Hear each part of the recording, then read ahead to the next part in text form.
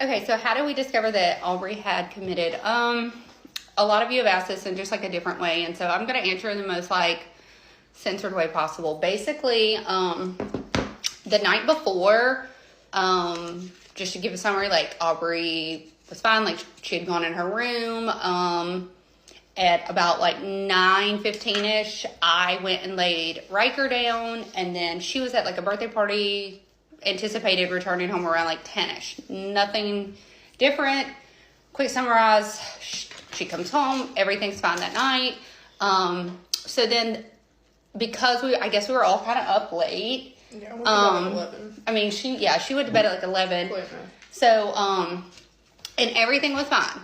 And so then, anyway, so I go to bed. Well, Riker and I usually get up pretty early. We're just like on a school schedule. So we usually wake up around like 7:30. I always wake up, make my coffee, go sit on the couch, adjust as I'm waking up, TikTok, Riker watches iPad. Well, once I've had my coffee and I was working out a lot back then, I would do my workout from home. So anyway, so normally Riker would just like hang out with me in there, and then, He's in the room. But thankfully, I was like, hey, I'm going to do my workout. And he was like, oh, I'm just going to go lay in your bed and watch my iPad then. And I was like, okay, that's fine. So he did that. Well, anyway, so I am like maybe like 5 to 10 minutes into my workout, and I am getting hot.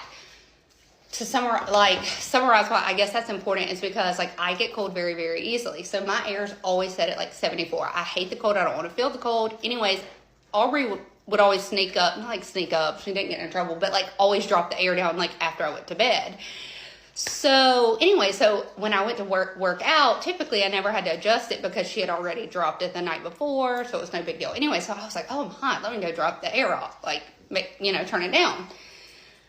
So I did, to go do that, I passed Aubrey's room, and so I was like, oh, let me, pop in there. Mind you, it's like 10 o'clock in the morning, and just see what she's doing.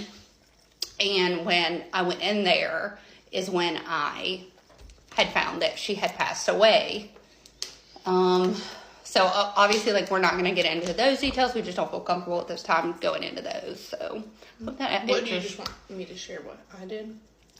So I think, did I yell for you? No, you're just yelling. I was screaming. I was yelling, hysterical. And, it was like a scream that I had never heard before. So, like, I got up, and I went, and I thought my mom was in the living room, because, like, that's where she was at.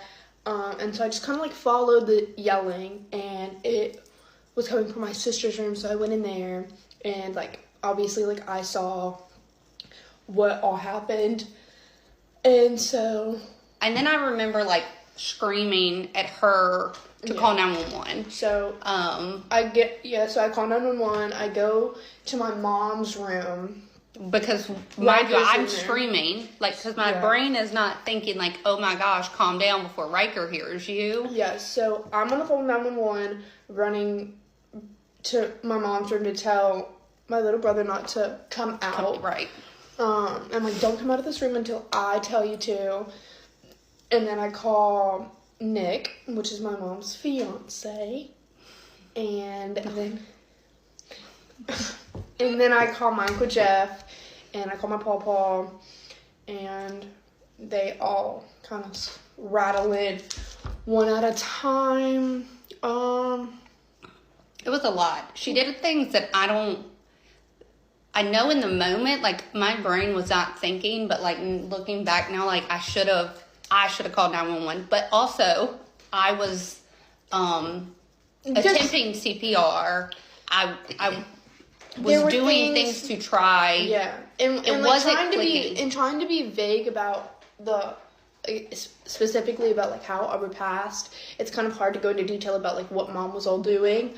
But there was a lot that she was trying to do. And I'm just screaming. I'm just trying to, like, I don't know. It was like both of us just, like, went into autopilot.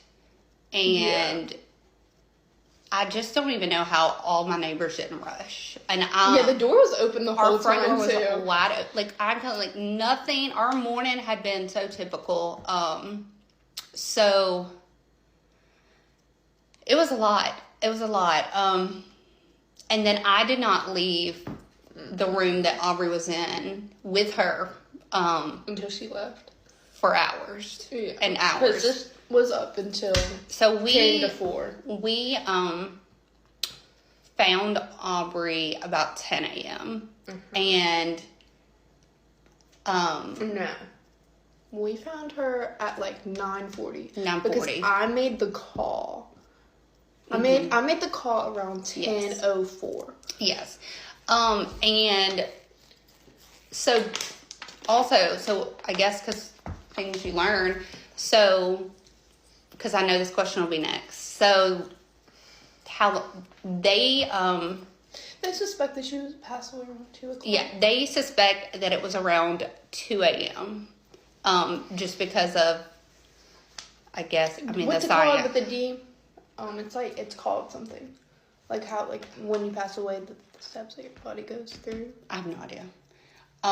But on her death certificate, it says like 10:18 or something, which is not true. However, because until the actual, is it the coroner gets here and like officially pronounces her deceased, then that's her time of death. Even though they know, like, because of like her, like, I don't know if it's like rigor mortis. I don't know. Yeah, rigor mortis. Rigor I don't mortis know. is how they Anyways, figured out how she passed away.